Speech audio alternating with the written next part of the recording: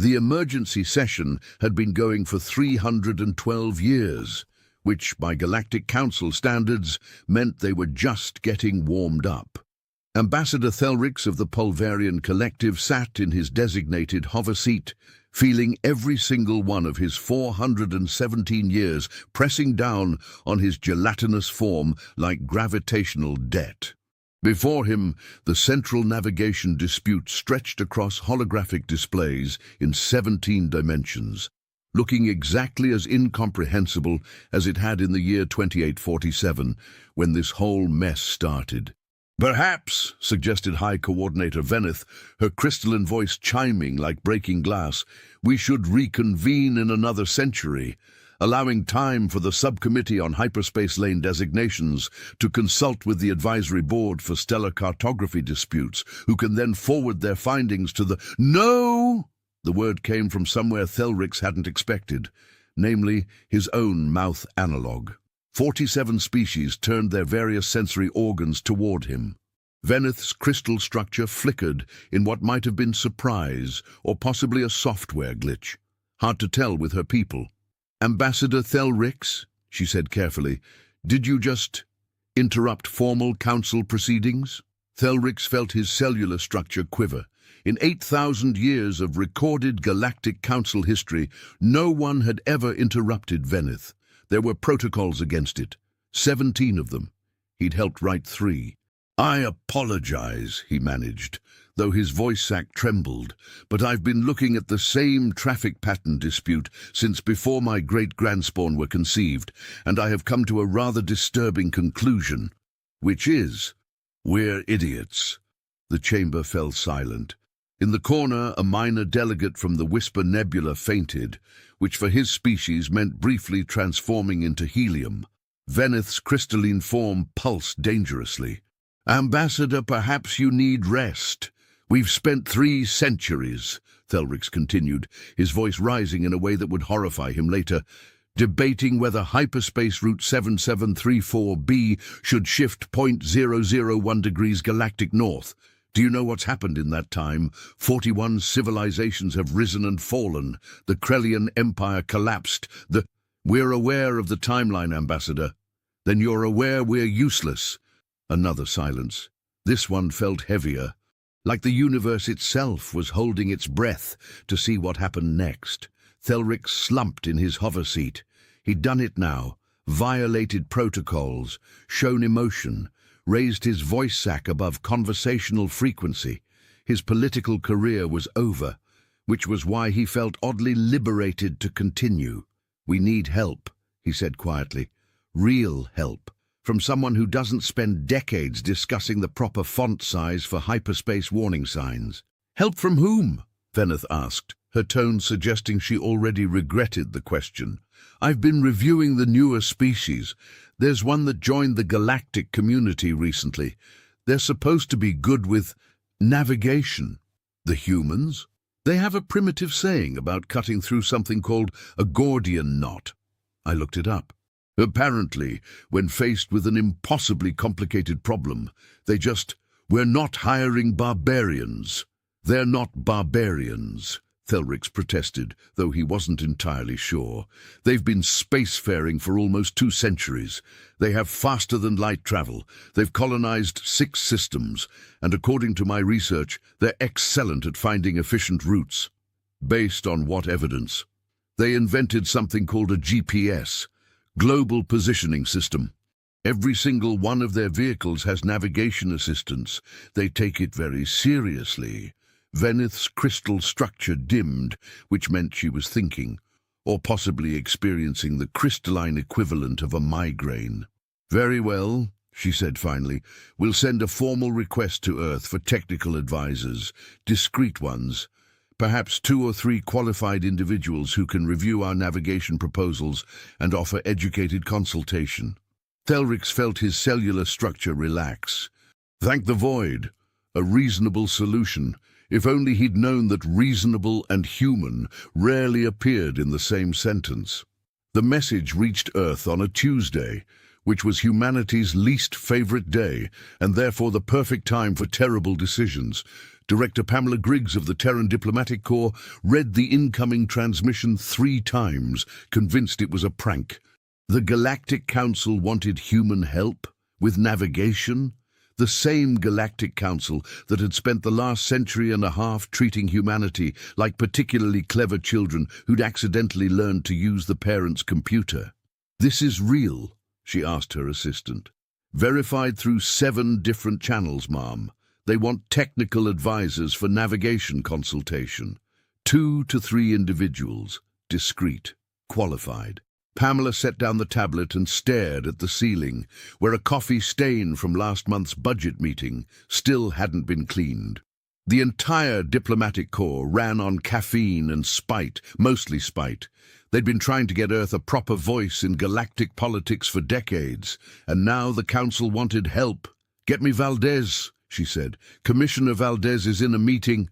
I don't care if he's meeting with God himself. Get him on the line, now." 3 minutes later, Commissioner Rafael Valdez's face appeared on her screen, looking exactly as tired as she felt. Behind him, someone was yelling about requisition forms. "This better be important, Griggs. The Galactic Council wants our help." Valdez blinked. "I'm sorry, could you repeat that?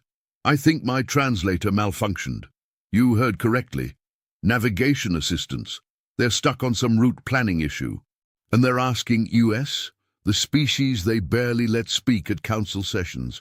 Apparently, we have a reputation for being good at directions." Valdez started laughing. It wasn't a happy laugh. It was the kind of laugh that happened when the universe revealed itself to be even more absurd than previously documented. "Oh, this is perfect," he said, wiping his eyes. "They want navigation experts, real ones. That's what they're asking for. Pamela, do you know what I did before joining the diplomatic corps? You were military, weren't? I was a taxi driver in Buenos Aires for 12 years. Do you know what every single passenger did?" Pamela felt a smile forming. "Told you how to drive? Every single one. Even when I'd driven the same route for a decade, some guy who'd lived in the city for 3 weeks would lean over and say, 'No, you should take Avenida Corrientes.' And you know what? Sometimes they were right. Rafael, you want to send advisors to the Galactic Council. I'll give you advisors. I'll give you the most helpful, opinionated, absolutely convinced they know better advisors humanity has to offer. The Council specifically requested discreet. Exactly. They want quiet experts who'll politely review their proposals and offer gentle suggestions. Well, we're going to give them something better." Pamela Griggs knew she should stop this, knew it with every fiber of her diplomatic training. But Earth had spent 150 years being patronized by species who thought humans were amusing novelties, and now they wanted help. "How many should we send?" she asked. "They asked for 2 or 3. Let's send 20. Valdez grinned. It was not a nice grin. It was the grin of someone who'd spent years being told to wait their turn, to follow protocols, to be patient. "I'll make the calls," he said. The first human to volunteer was Doris Cleghorn, 73 years old, retired from the Chicago Transit Authority with 40 years of experience and absolutely zero patience for inefficiency. When Valdez explained the situation, she'd asked exactly one question. Do these aliens know how to read a map?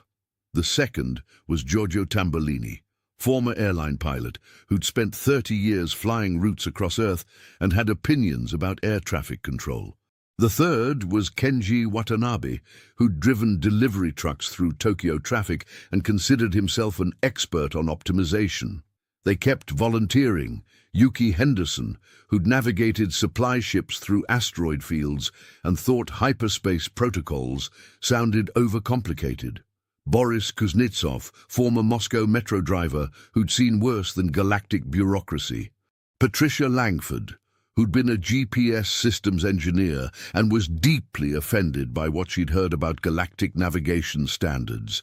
20 humans, each absolutely convinced they could solve problems that had stymied the galaxy's finest minds for centuries, each with decades of experience in transportation, navigation, or simply knowing better than whoever was currently in charge. Valdez sent their names to Pamela with a note. God help the Galactic Council. She forwarded the list without comment. The Council had asked for help. They were about to get it, whether they wanted it or not. The transport ship arrived at Galactic Council Station 14 on what the locals called a Harmony Day, which meant all 17 moons were aligned and bureaucratic efficiency was supposed to increase by 0.03%. Thelrix waited at the docking bay, having volunteered for greeting duty, mostly because no one else wanted it. The humans had seemed pleasant enough in preliminary communications. Professional, qualified. The airlock opened. 20 humans emerged, and Thelrix's cellular structure immediately began stress dividing. They were talking, all of them, simultaneously, not through official channels or translators, but just making noise at each other. I'm telling you, Giorgio, the approach vector was all wrong. What do you know about approach vectors? I flew for 30 years. Commercial jets. I did asteroid mining. Please! An older female human pushed forward. Can we not embarrass ourselves in the first 30 seconds? She turned to Thelrix and smiled in that peculiarly human way that showed teeth. Thelrix's species found it vaguely threatening, but he'd been briefed. Ambassador Thelrix, I'm Doris Cleghorn, team coordinator. She gestured at the crowd behind her. These are Earth's finest navigation specialists. Yes, welcome to Council Station 14. We've prepared accommodations. Accommodations can wait, interrupted one of the males. Giorgio, if Thelrix's memory served. We read the briefing materials on the flight. This hyperspace route dispute, the one you've been debating for 3 centuries? Yes, it's backwards. Thelrix blinked his primary ocular membrane. I'm sorry. The whole approach. You're trying to shift existing routes to accommodate new traffic patterns. That's insane. You should be creating new routes based on actual traffic data. We have traffic data, 17 million years worth. Exactly. This from a different human, Yuki Henderson, according to his badge. You're buried in data. Have you tried just looking at where ships actually want to go? The Council Subcommittee on Route Analysis has been examining... How many members? Excuse me? The committee? How many? 412 representatives from each member species, so approximately 19,000 individuals. Every single human stopped talking. They stared at Thelrix with identical expressions of horror. 19,000 people, Doris said slowly, are trying to decide on traffic routes. It's democratic representation. It's lunacy! Boris Kuznetsov stepped forward, his face reddening in a way Thelrix's briefing material suggested meant agitation. You cannot design navigation with 19,000 opinions. You need one good planner, maybe 2 assistants, and everyone else needs to shut up and let them work. But consensus is important. And the consensus, Patricia Langford said flatly, is how you spend 300 years deciding nothing. Who's actually in charge of this mess? High Coordinator Veneth chairs the primary committee. Take us to her, now. I'm not sure that's... Now! Thelrix had been in diplomatic service for 73 years. He'd navigated delicate negotiations, handled first contact scenarios, and once successfully mediated a dispute between species who communicated through interpretive dance and species who considered movement to be offensive. He'd never been bullied before. It was remarkably effective. Follow me, he said weakly. High Coordinator Veneth was reviewing the latest subcommittee reports when her door burst open without the traditional 17 minutes of appointment notification. 20 humans poured into her office like a particularly aggressive fluid. High Coordinator! Thelrix rushed in behind them, his cellular structure quivering with distress. I apologize. They wouldn't. Are you in charge? Doris Cleghorn planted herself in front of Veneth's desk analog.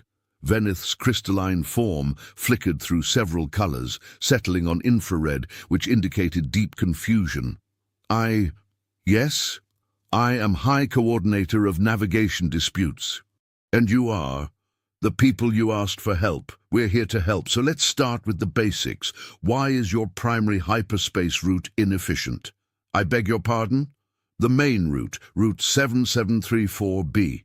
According to your own data, which we read on the flight, it's operating at 68% optimal efficiency. Why? Veneth's structure brightened. Well, that's precisely what we've been attempting to determine. The subcommittee has 17 working theories, and we're currently in the process of— It curves, Giorgio interrupted. Silence. Excuse me, Veneth said. Your route, it curves, through empty space, for no reason. The curve was established in the Treaty of Harmonic Convergence, signed by all member species in the year. We don't care when it was established, Yuki cut in. Why does it curve? Because that's where the route goes. But why? What's the curve avoiding? Gravitational anomalies? Stellar hazards? Veneth's structure dimmed. Well, nothing currently. But there was a minor asteroid field there approximately 3 million years ago.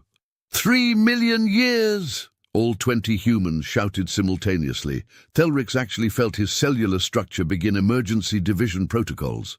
You're still navigating around an obstacle, Patricia said with terrifying calmness, that stopped existing when Earth's hominids were just learning to walk upright. The treaty specified, forget the treaty! Boris slammed his hand on Veneth's desk, causing several important documents to scatter. Make the route straight! We can't just— There are protocols. The treaty obligations alone would require 17 committees to— No. Doris's single word cut through the chaos like a knife through butter that didn't know it was supposed to be difficult to cut. No, Veneth repeated. No committees, no treaties, no protocols. You asked for help with navigation, and we're going to help you, but you need to listen. Can you do that? For 8,000 years, High Coordinator Veneth had maintained perfect diplomatic composure. She'd negotiated with species who considered lying a form of art. She'd mediated disputes between civilizations whose very concept of reality was incompatible. She'd never had anyone simply tell her no before. I suppose we could listen to your proposals. Finally, Kenji Watanabe pulled out a tablet. Okay, here's what we're going to do. First, we're going to look at actual traffic patterns. We have traffic pattern data. You have historical data. We need current data, real time. Where are ships actually going right now? That information is collected by the Subcommittee on Traffic Monitoring, then forwarded to the Analysis Division, who compile reports every lunar cycle. Every lunar cycle. What if I told you that on Earth we monitor traffic in real time? Veneth's structure flickered. That seems excessive. It's normal. You can't manage traffic flow if you're looking at month-old data. That's like driving by looking in the rear-view mirror. I don't understand that metaphor. Of course you don't. Giorgio threw his hands up. Show us your traffic monitoring systems. Now. What followed was the most uncomfortable tour of Thelrix's life. The humans examined every system, every protocol, every committee structure, and with each discovery, their expressions grew more horrified. You have 17 different departments collecting the same data. Why are ships filing route plans through 18 separate bureaucracies? Who decided that hyperspace lane assignments should be determined by lottery? This isn't a navigation system. This is performance art about bureaucracy. By the third hour, Veneth's crystalline structure had dimmed to nearly invisible. Thelrix wished he could do the same. Perhaps, Veneth said weakly, you could provide written recommendations. We could submit them to the advisory board for— No boards, no submissions, no recommendations. Doris crossed her arms. We're going to fix this. Today. You can't fix 8,000 years of established procedure in one day. Watch us. What happened next would be debated in Galactic Council halls for generations. The humans simply started working. They didn't ask permission, didn't wait for committee approval, didn't follow protocols. Patricia accessed the traffic monitoring systems and changed them. Just modified 8,000 years of data collection because it was inefficient. Boris found the route filing system and deleted 17 redundant forms.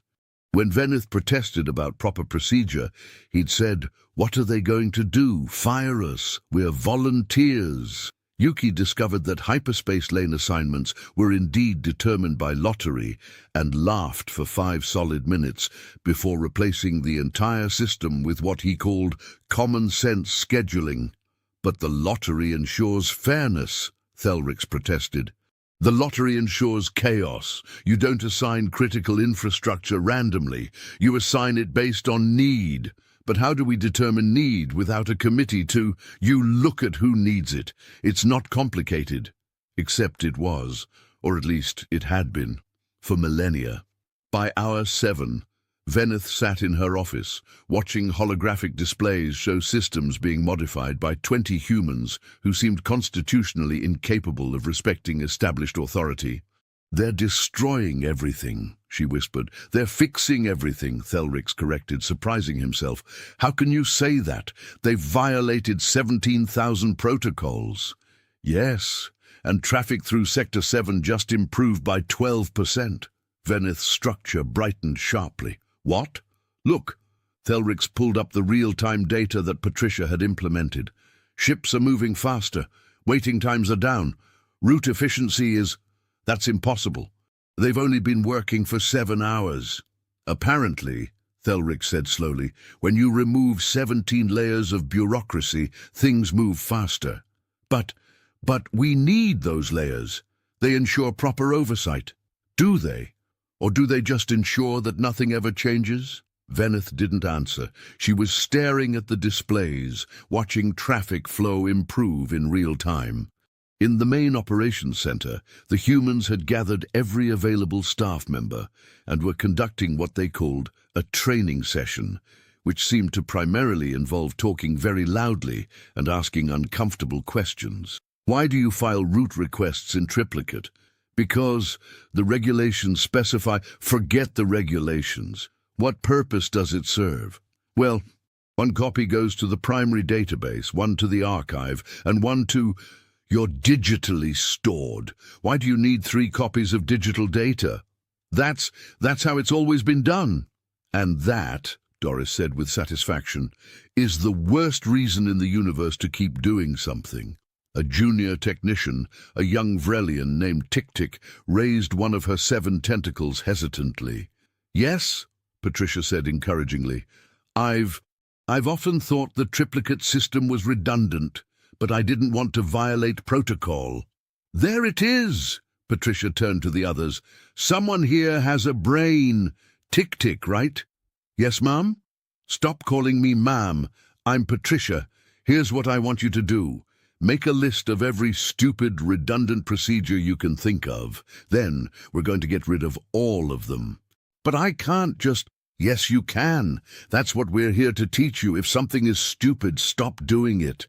"But the protocols were written by people who are dead. Do you want to spend your entire life following rules made by corpses, or do you want to actually fix things?" Tick-Tick's skin flushed through several colors of excitement. I have so many ideas." "Then let's hear them." What emerged over the next few hours was fascinating. Turns out thousands of council employees had known the systems were inefficient.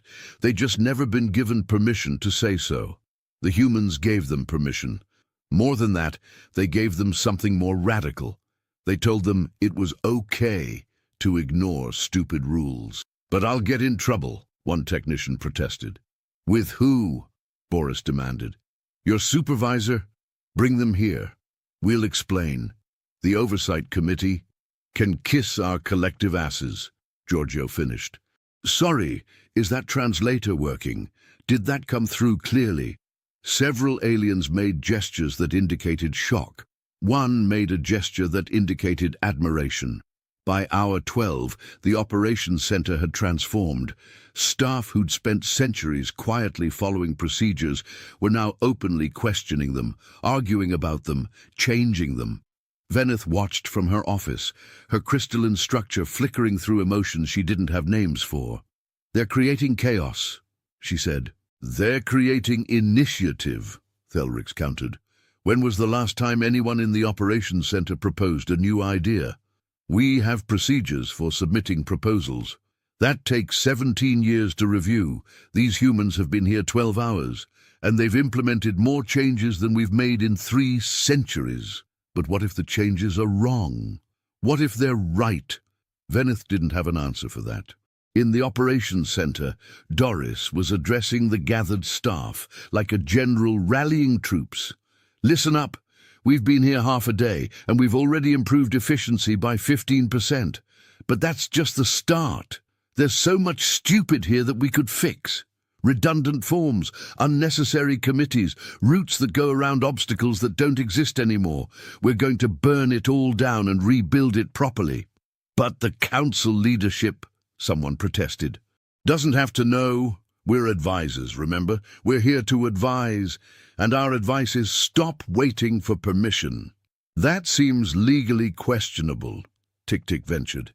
"Everything worth doing is legally questionable." Patricia grinned. "The important question is, do you want to be right or do you want to follow the rules?" "Both," Tick-Tick suggested hopefully. "Adorable. But no, sometimes you have to pick. And we're picking right." A senior administrator, his name unpronounceable by human mouths, spoke up. "With respect, you've only been here 12 hours. You don't understand the complexity of—" "You're right," Doris interrupted. "We don't understand your complexity. Because your complexity is artificial. You've spent so long making things complicated that you've forgotten simple solutions exist. But galactic governance requires people who get things done, not people who schedule meetings to discuss scheduling meetings. That's not what we— Isn't it? How many committees are currently active?" The administrator pulled up data. 7,412. "And how many of those committees have actually completed their assigned tasks?" Silence. "Exactly. You have 7,000 committees doing nothing except creating more committees. It's committees all the way down. Well, guess what? Earth sent 20 humans who don't care about your committees, and we're going to fix this place whether you like it or not." The administrator's skin changed colors rapidly. "You can't just ignore established governance structures. Watch us." And they did. Over the next several days, the humans expanded their assistance to every department they could access. The Route Planning Division discovered that humans had opinions about everything. "Why is this route assigned a priority level 3? "Because the Committee on Priority Assessment determined—" "That's stupid. It should be a 5. Ships are waiting. Make it a 5. "I can't just—" "Sure you can. Look, I'm doing it right now." Kenji tapped commands. "Done. Priority 5. Was that so hard? But the proper procedure takes 6 months. Ships need routes today. Use your brain." The Safety Protocols Department met Yuki, who found their regulations adorably paranoid. "You require 7 separate inspections before approving a new route. Safety is paramount. Safety is important. 7 inspections is paranoia. 3 is plenty." "But regulations specify—" "Were written when your technology was worse. You've had 8,000 years of technological advancement. Update your safety protocols to match." "That would require committee review." "No, it requires someone with authority to say, these old rules are stupid." "Do you have authority?" "Well, technically." "Then use it."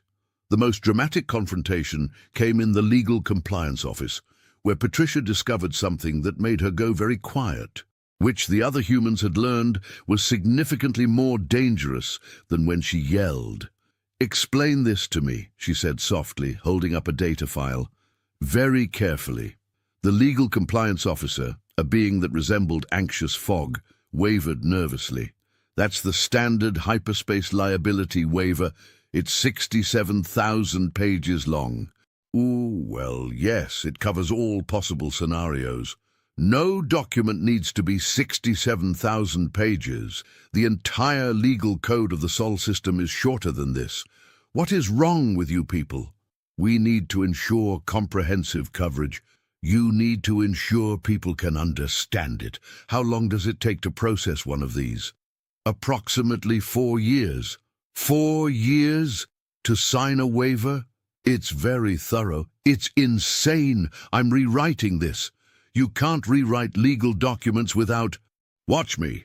By tomorrow this will be 5 pages maximum, and if your legal department doesn't like it, they can take it up with Earth's diplomatic corps. Who, I should mention, will tell them to go to hell. She stormed out. The legal compliance officer wavered in distress. Is she allowed to do that, he asked Thelrix, who'd been observing. I have no idea, Thelrix admitted, but I don't think she cares. By day 5, word of the human advisors had spread throughout Council Station 14. Reactions were mixed. Some departments welcomed them enthusiastically. Staff who'd been frustrated by bureaucracy for decades suddenly had allies who didn't care about making enemies. Other departments locked their doors and refused entry. The humans considered this a temporary setback. We'll convince them eventually, Doris said confidently, once they see results. And if they don't see results, Thelrix asked, then we'll make them see results by force if necessary. You can't force people to, can't we? Watch this. She marched to the transportation scheduling office, which had refused human assistance. The doors were locked. Doris knocked. No response. I know you're in there, she shouted. We're here to help. Go away, came a muffled voice. We don't need your chaos. Your department has a 6-month backlog on transport requests. That's within acceptable parameters. No, it's not. Open this door. The door remains sealed until proper authorization. Doris turned to Boris. Can you open this? Probably. Door locks haven't changed much in 8,000 years. Interesting that. He pulled out a small device. 30 seconds later, the door slid open. The transportation scheduling office staff stared in horror as 20 humans poured in. Hi, Doris smiled brightly. We're here to reduce your backlog. This is illegal entry, the department head shrieked. File a complaint. In the meantime, let's look at your scheduling algorithm. Who designed this mess? That algorithm has been in use for too long. It's terrible. Who here knows how to code? Several staff members raised appendages hesitantly. Great. We're going to teach you about something called optimization. It's going to blow your minds. 3 hours later, the Transportation Scheduling Office had a new algorithm that processed requests in real time instead of batching them monthly. The backlog dropped from 6 months to 6 hours. The department head stood in stunned silence, watching requests being processed faster than he'd ever seen. This is efficient? Doris suggested. Impossible. Our old system was designed by the finest minds, was designed 8,000 years ago, and nobody ever questioned it. Sometimes the finest minds are just the ones willing to say, this is stupid, let's try something new. But, no buts. Well, okay, one but. You're going to take credit for this improvement. Tell your supervisors you came up with it. We're just advisors. We're not here for glory. You're giving me credit? Sure, we don't care about credit. We care about fixing things. Now, which department should we invade next? By day 7, High Coordinator Veneth called an emergency meeting of senior leadership. Representatives from all 17 major departments crowded into the main conference chamber. Most looked worried. Some looked excited. 2 looked terrified. We need to discuss the human advisors, Veneth began. We need to remove the human advisors, shouted the Director of Legal Compliance. They've violated 847 regulations. They've ignored protocol. They've rewritten legal documents without authorization and improved processing time by 73%, the Director of Operations added quietly. That's beside the point, is it? Thelrix surprised himself by speaking up. They've been here 1 week. In that week, they've made more improvements than we've made in 3 centuries. By ignoring every rule we have. Maybe, Thelric said slowly. Our rules are the problem. The chamber fell silent. Ambassador Thelrix, Veneth said carefully, are you suggesting we abandon 8,000 years of established procedure? I'm suggesting that perhaps our established procedures have become more important to us than actual results. The humans don't care about rules. They care about solutions. And you know what? It's working. It's creating chaos. It's creating results. Show them the data. Reluctantly, the Director of Operations displayed station-wide efficiency metrics, traffic processing up 38%, route planning up 41%, resource allocation up 27%, average wait times down 52%, staff morale up 68%. Staff morale is up? Someone asked incredulously. Apparently, the Director of Operations said, people like getting things done. This is temporary, legal compliance insisted. Once the humans leave, what if we don't want them to leave? Someone ventured. Everyone turned to stare at the speaker. Tick-Tick, the young Vrelian technician who'd been working with Patricia. You can't be serious, Veneth said. Why not? They're helping. For the first time in my career, I feel like I'm actually making a difference instead of just processing forms. But the protocols, I don't care about protocols. Tick-Tick's skin flushed deep purple with emotion. I care about doing my job, and the humans have shown me that my job doesn't have to be miserable. Several other junior staff members made gestures of agreement. This is unprecedented, Veneth said weakly. Good, Tick-Tick declared. I'm tired of precedent. Precedent is just a fancy word for doing the same stupid things forever because we're too scared to change. That's not. Yes, it is. And you know it. Everyone in this room knows it. We've built a system that values process over progress, procedure over results, and we've been too comfortable to admit it until 20 humans showed up and started breaking things. They're not breaking things, Thelric said. They're fixing what was already broken. By whose authority? Legal compliance demanded. By ours, Tick-Tick shot back, because we asked them here. We asked for help and they're helping. And if that makes you uncomfortable, then maybe you're the problem. The chamber erupted into arguments. Half the leadership wanted the humans gone immediately.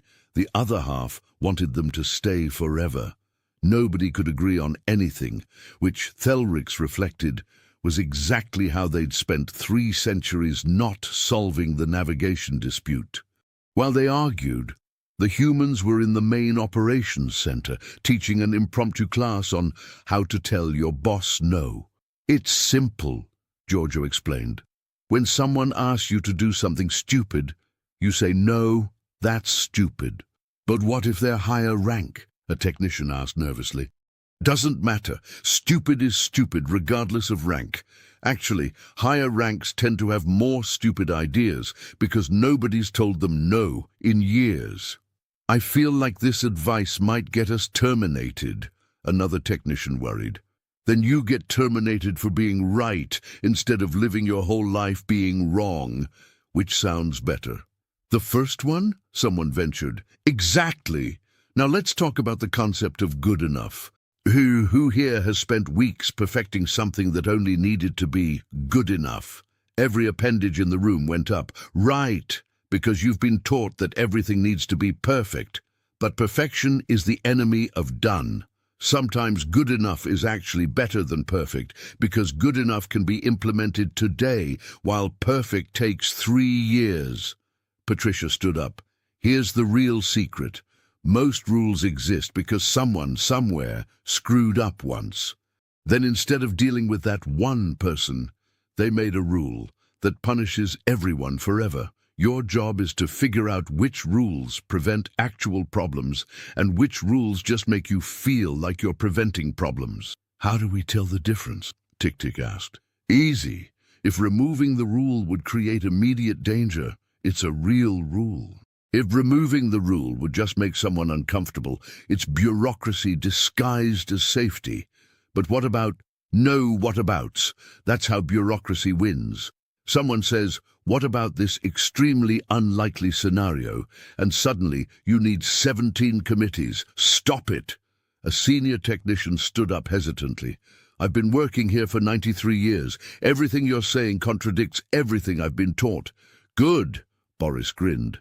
Question, in 93 years, how many actual improvements have you implemented?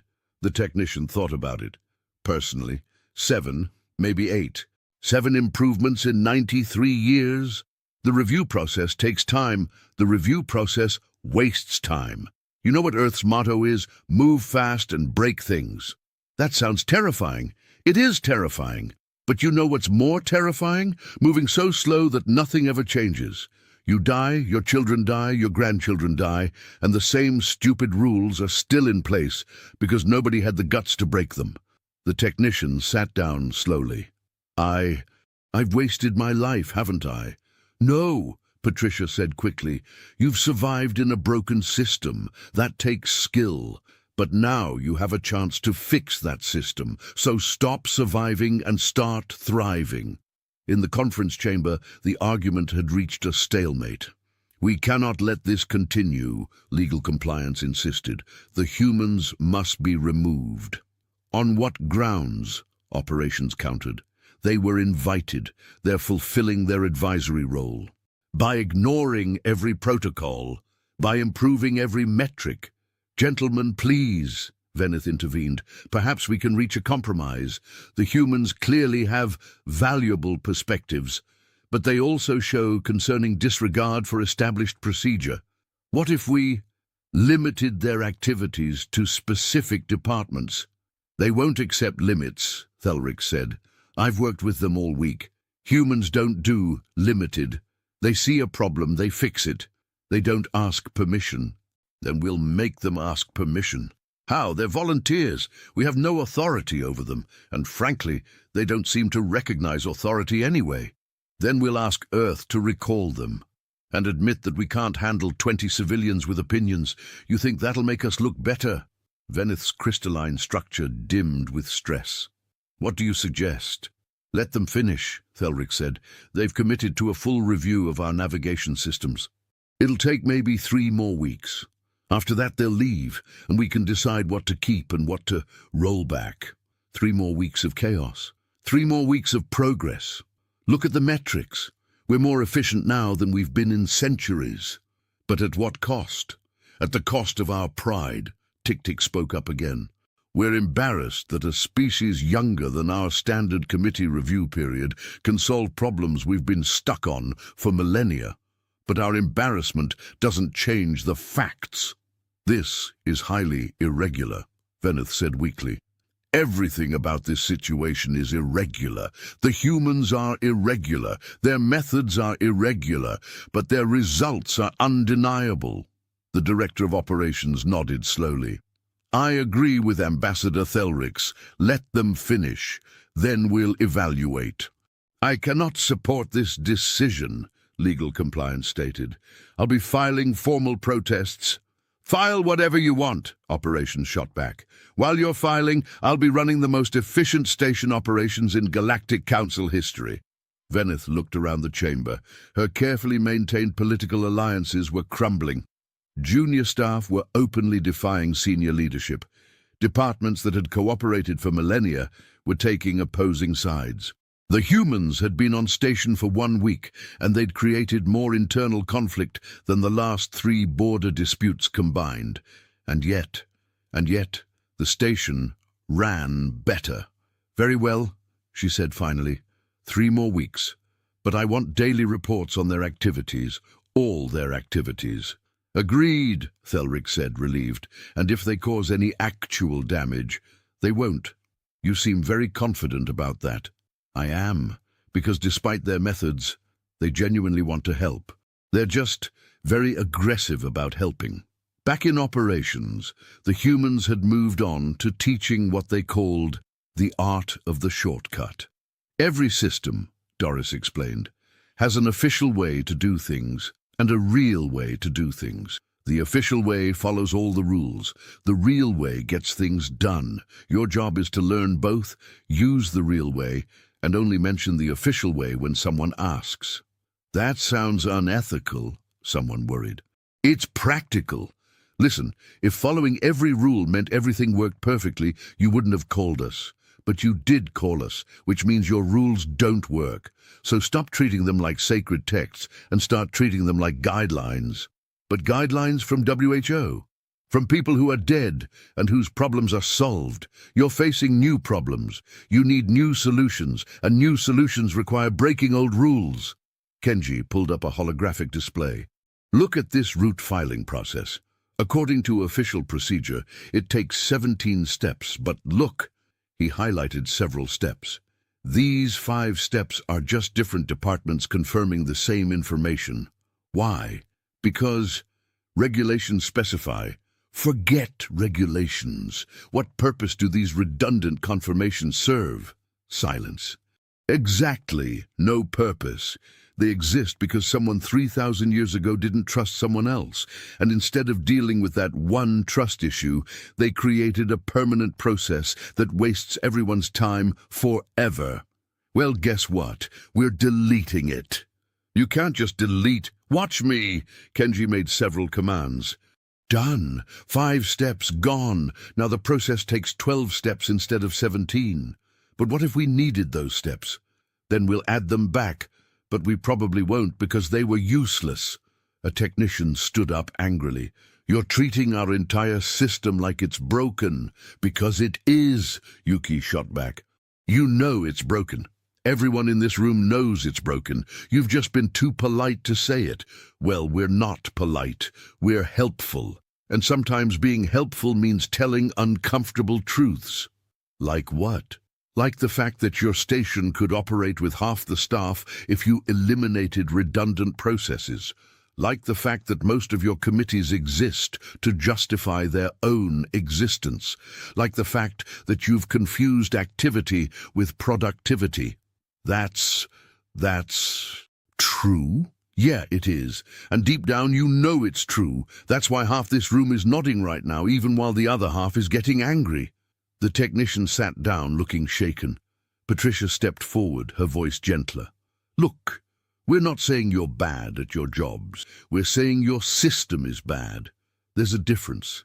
Individually, you're all competent, dedicated professionals, but you're working within a structure designed to minimize risk by maximizing procedure. And that worked fine for 8,000 years when nothing changed. But the galaxy is changing. Traffic increases every year. New species join constantly. Technology advances, and your procedures haven't kept pace. So what do? Someone asked quietly. You adapt. You question. You experiment. You fail sometimes and learn from it. You treat rules as tools instead of commandments. You prioritize results over process. An alarm blared. Everyone froze. What's that? Giorgio asked. Emergency alert, a technician said, pulling up displays. There's been an incident in Sector 12. Multiple ships reporting navigation failures. What kind of failures? They're receiving conflicting route data. Their navigation systems are showing 17 different optimal paths. Ships are having to navigate manually to avoid collisions. The operations center erupted into controlled chaos. Technicians rushed to stations. Senior staff started shouting orders. Doris grabbed the nearest supervisor. What's the procedure for this? We contact the Emergency Response Committee, who'll convene an emergency session to determine how long does that take. Usually about 6 hours to assemble. 6 hours? Ships could be dead in 6 hours. Who's in charge of navigation data distribution? That would be the Central Navigation Authority. Where are they? Level 7, Section C, but you need authorization to... Doris was already running. The other humans followed. Thelrix found himself running too, his cellular structure protesting the exertion. Behind him, several brave technicians followed as well, including Tick-Tick. They reached the Central Navigation Authority to find a scene of utter confusion. Technicians were arguing, displays showed cascading errors, and nobody seemed to be doing anything. "What's the problem?" Doris shouted over the noise. A senior authority officer turned, looking harassed. "Who are—" "Oh, the human advisors. This isn't advisory territory. We're handling—" "You're not handling it. Ships are in danger. What's causing the conflicting data?" "We don't know. The system started generating multiple route calculations simultaneously." Patricia pushed forward, examining displays. "When did this start?" "Approximately 40 minutes ago." "What changed 40 minutes ago?" "Nothing. We ran standard maintenance protocols." "What maintenance protocols?" The officer pulled up a log. Patricia read it, her face going very pale. "Oh, no." "What?" Doris demanded. "They updated the routing algorithm." "So?" "To the old version, the version they were using before we arrived." Silence. "You're saying," Thelrick said slowly, "that reverting to the previous algorithm caused this?" "Not exactly. The problem is that some systems updated and some didn't. So now the navigation network has systems running both algorithms, and they're generating different answers. Ships are getting multiple conflicting routes because different parts of the network are telling them different things." "Can we roll back the update?" Boris asked. "Yes, but that'll take—" "How long?" 3 to 4 hours. "Unacceptable! Ships are at risk now." "Then what do you suggest?" the officer shouted. "We can't just—" "Yes, we can." Patricia was already at a terminal. "We're going to force a network-wide update. Push the new algorithm to every system simultaneously." "That's incredibly dangerous. If it fails—" "If we don't do it, ships crash, which is worse." "But the procedures for emergency network updates require authorization from 7 different—" "We don't have time!" Patricia started typing commands rapidly. "I need someone with authority to approve this. Now!" Everyone looked at the senior authority officer. He stared at Patricia, at the displays showing ships in danger, at the humans looking at him expectantly. He'd spent 40 years in the Central Navigation Authority. 40 years following procedures. Never once had he made an unauthorized decision. "Do it," he said. "Are you sure?" Patricia asked. "This violates about 800 regulations." "Do it!" Patricia's fingers flew across the interface. Behind her, Kenji and Yuki helped, routing commands through multiple systems simultaneously. "This is insane," a technician whispered to Tick-Tick. "If this fails, it could take down the entire navigation network. And if we do nothing, ships die." Tick-Tick whispered back. "Sometimes you have to choose between different kinds of risks." Pushing update in 3, 2, 1. "Now!" Patricia executed the command. Every display in the room flickered. For 5 seconds, that felt like 5 years. Nothing happened. Then displays started showing green indicators, systems coming back online, navigation data synchronizing. In Sector 12, ship captains reported that conflicting route data was resolving. Navigation systems were providing single, clear paths again. The crisis was over. The operations center erupted in cheers. The senior authority officer sat down heavily, his skin cycling through colors of shock and relief. We just violated every safety protocol we have and saved lives," Patricia said. "You made the right call. But the regulatory review will show that you responded appropriately to an emergency. Own it. You saw a crisis, assessed the situation, and made a command decision. That's what leaders do." "I'm not a leader. I'm an administrator." "Not anymore. You just became a leader. Congratulations. How does it feel?" The officer thought about it. "Terrifying." "Good. Leadership should be terrifying. It means you understand the stakes." She turned to the others. "Okay, now we need to figure out why the algorithm update failed. Kenji, already on it. Looks like someone in system maintenance wasn't informed about the changes we made. They ran standard protocols which reverted everything to baseline." "So this was a communication failure?" "Yep." Doris turned to Thelrix. "Do you have standard procedures for communicating system changes?" "Of course. There's a formal notification process that requires... Does it work in under 40 minutes? Well, no. The review period alone is 3 days. Then it's useless for emergencies. We need a new system, something that can push critical updates immediately. But that bypasses oversight. Oversight doesn't matter in an emergency. Results matter. People matter. Procedures matter last. The senior authority officer stood up slowly. She's right. Everyone turned to stare at him. I've spent my entire career believing that procedures keep us safe, but today procedures nearly got people killed. The humans broke 17 rules and saved lives. Maybe we've had it backwards. You can't be serious, a senior technician protested. Procedures exist for good reasons. Do they, or do they exist because we're afraid of making mistakes, afraid of taking responsibility, afraid of being blamed? This is insane. No, insane is spending 3 centuries debating traffic routes while ships wait. Insane is having 7,000 committees that accomplish nothing. Insane is treating 8,000-year-old rules like they're universal laws. The humans have been here 1 week, and they've saved more lives than our procedures have in my entire career. He turned to Doris. What do we need to do to really fix this place? Doris smiled. It was not a gentle smile. You need a revolution. That sounds dramatic. It is dramatic, because your problems are dramatic. You've built a system that values consensus over action, process over progress, safety over efficiency, and it's killing you, not quickly but slowly through stagnation and irrelevance. So what's the alternative? Trust your people, give them authority, let them make mistakes, accept that sometimes good enough is better than perfect, stop requiring 17 approvals for decisions that one competent person could make. But what if they make wrong decisions? Then they learn. That's how growth works. You make mistakes, you fix them, you get better. But your system doesn't allow mistakes, so nobody ever learns, and nothing ever improves. The technician who'd protested earlier spoke up quietly. I've made mistakes before, got reprimanded, spent 2 years under additional oversight. I've been terrified of making another mistake ever since. Exactly, Patricia pointed at him.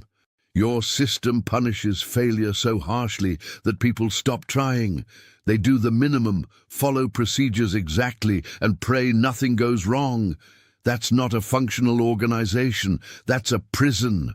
But without accountability, we're not saying no accountability. We're saying accountability should focus on learning, not punishment. When someone makes a mistake, you should ask, what did we learn? Not, who do we blame? Tick-Tick spoke up. Everything you're saying makes sense. But how do we implement it? We can't just change everything overnight.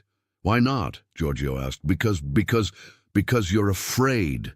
And you know what? That's normal. Change is scary. But you know what's scarier? Staying the same while the galaxy moves forward without you. He's right, Thelric said quietly.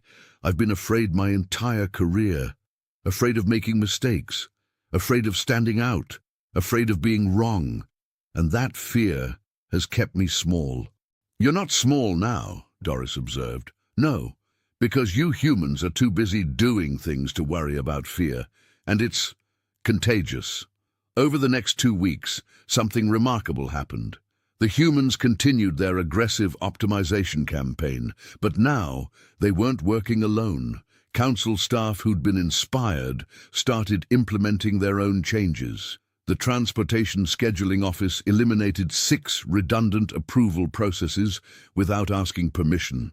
The Route Planning Division reduced their committee size from 19,000 to 97 and immediately became more effective. The Safety Protocols Department updated regulations that were literally older than some member species' entire civilizations. Legal compliance tried to stop it all. They filed protests, they cited regulations, they threatened disciplinary action. Nobody cared anymore. The revolution Doris had mentioned wasn't violent. It was bureaucratic, and it was unstoppable. Junior staff realized they outnumbered senior leadership, that their willingness to change was more valuable than their supervisors' experience with stagnation. Senior staff who resisted were simply bypassed, not fired, not removed, just made irrelevant as work flowed around them.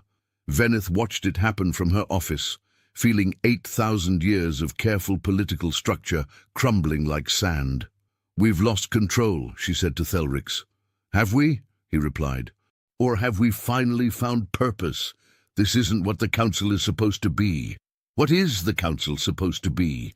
Because for my entire career, it's been a place where good ideas go to die slowly in committee review. Maybe that was never what it should have been. But the stability was stagnation with better marketing. Veneth, be honest. When was the last time you felt proud of what the council accomplished? She thought about it for a long time. I don't remember. Exactly. We've spent millennia maintaining systems that don't work because we're too proud to admit they don't work.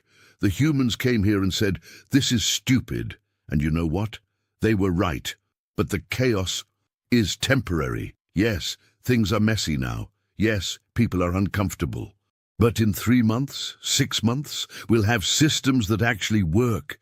And maybe, just maybe, we'll remember what it feels like to accomplish something meaningful.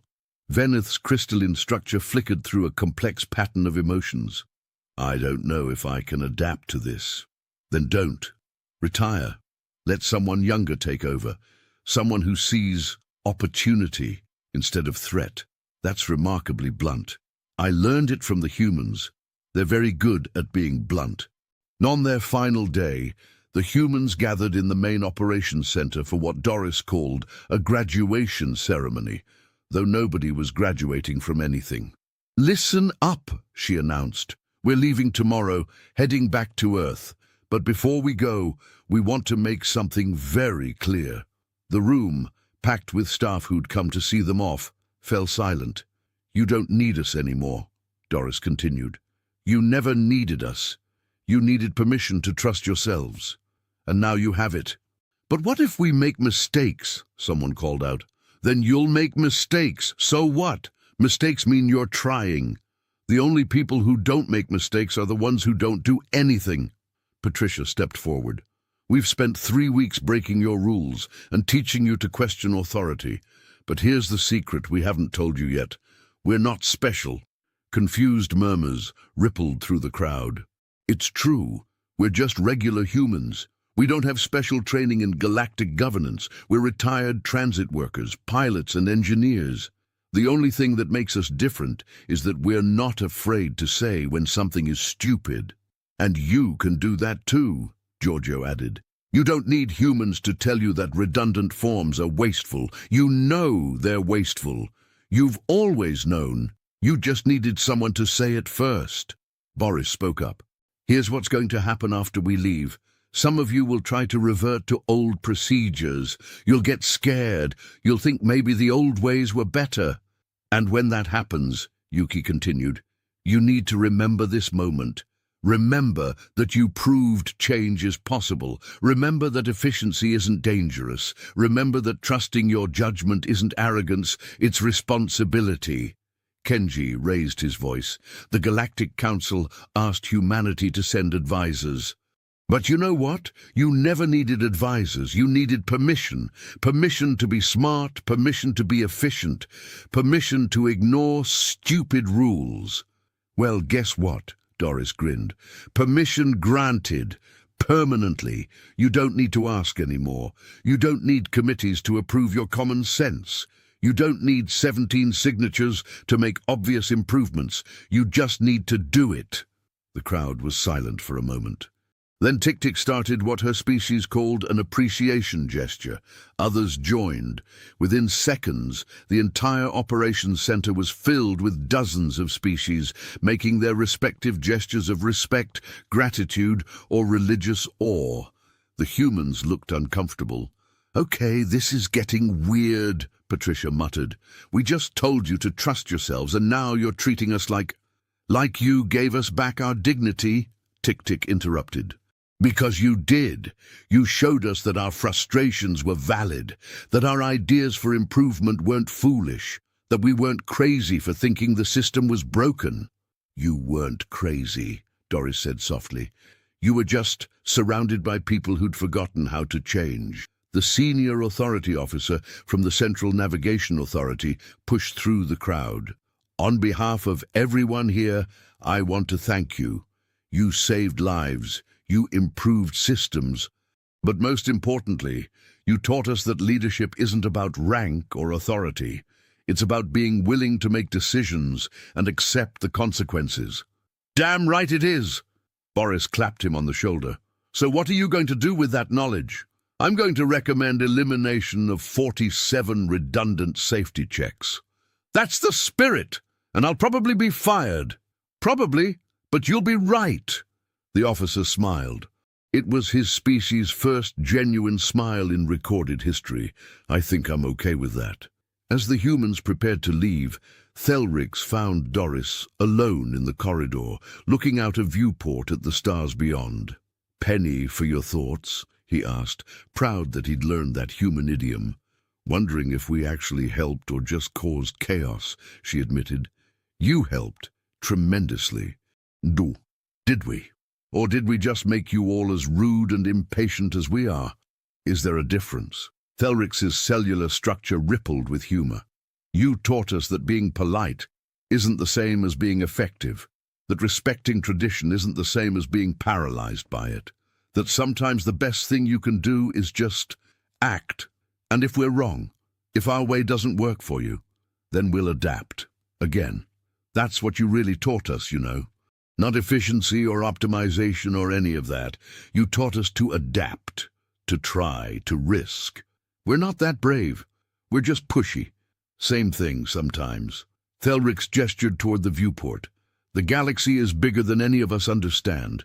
More complicated, more delicate, and for 8,000 years, the Council's answer to that complexity was to move slowly, to consider every angle, to never make mistakes. And now we understand that moving slowly is its own kind of mistake. That considering every angle forever means never moving at all. That avoiding mistakes just means avoiding accomplishment. You're going to be okay," Doris said. "You were always going to be okay. You just needed a kick in the ass." "We certainly got that. Hey, you asked for advisors. We asked for quiet technical consultants who would review our plans and offer gentle suggestions." "Yeah, well," Doris grinned.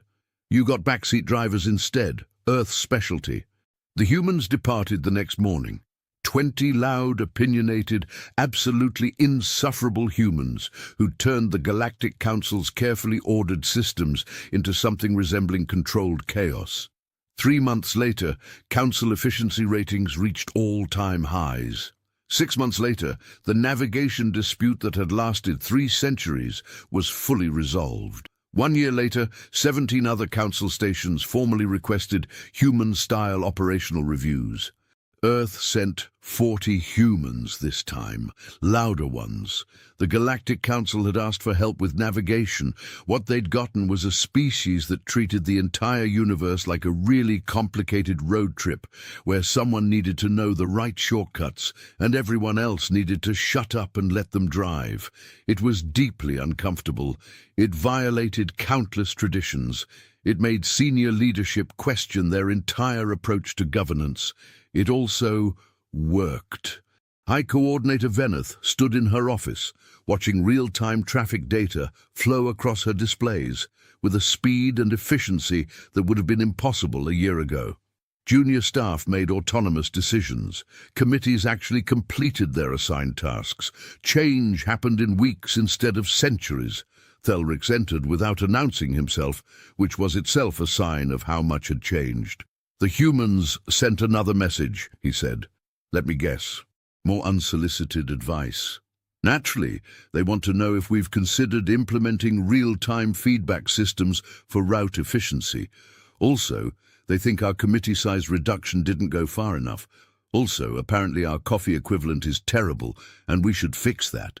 Veneth's structure flickered with what might have been amusement.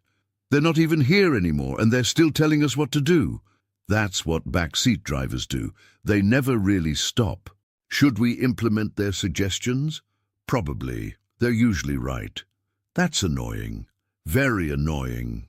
They stood in comfortable silence, watching the station operate with an efficiency that had once seemed impossible. "You know what the worst part is?" Veneth said finally. "What? I actually like this better. The chaos, the speed, the constant change. I like it better than the stability we had before." "That's not the worst part. That's the best part." "No, the worst part is that we can never admit to the humans that they were right. Their egos are insufferable enough already." Thelrix's cellular structure rippled with laughter. "Too late. They already know." "How?" "Because they're humans. They always assume they're right." "Are they?" "More often than I'm comfortable admitting." Veneth turned from the displays to face him directly. "The Council wants to expand the advisory program. Invite human consultants to every major station." "That sounds terrifying." "It does, but our choice is between comfortable stagnation or uncomfortable progress, and after this year, I know which one actually serves the galaxy better." "So we're really doing this?" "Deliberately inviting more pushy, opinionated humans to tell us everything we're doing wrong, unless you have a better idea." Thelrix thought about the past year, the chaos, the arguments, the revolutionary changes that had seemed impossible until someone simply decided they were possible. "No," he admitted, "I really don't." "Then I suppose," Veneth said, her crystalline structure brightening with something that might have been excitement or possibly resignation, "we'd better get used to being given directions we never asked for. From the species that treats 8,000 years of galactic civilization like a badly marked highway." "Exactly. This is going to be deeply embarrassing." "Absolutely. We're going to accomplish more in the next decade than we have in the last millennium, aren't we?" "Almost certainly. The other species are going to mock us for needing human help. They already are, until they see the results. Then they'll ask for help too. And Earth will send even more pushy humans?" "Undoubtedly." Thelrix's cellular structure rippled with what his species called profound acceptance of the absurd. "Well, at least it won't be boring." "No," Veneth agreed, watching a route optimization complete in seconds that once would have taken months. "It definitely won't be that." Somewhere in Earth's solar system, Commissioner Valdez received Veneth's formal request for expanded human advisory presence throughout Council space. He read it 3 times, started laughing, and forwarded it to Pamela Griggs with a note. "They want more of us." "Should we tell them what they're really asking for?" She wrote back immediately. "Absolutely not. They'll figure it out eventually." "How many should we send?" "How many pushy, opinionated people with unshakable confidence in their own judgment does Earth have?" "All of them?" "Then let's send all of them." And that's how the Galactic Council learned that asking humanity for help wasn't a simple request for technical assistance. It was an invitation for every human who'd ever sat in a passenger seat, looked at how someone else was driving, and thought, "I could do this better," to show up and prove it, loudly and without invitation, until the whole galaxy ran the way they'd always known.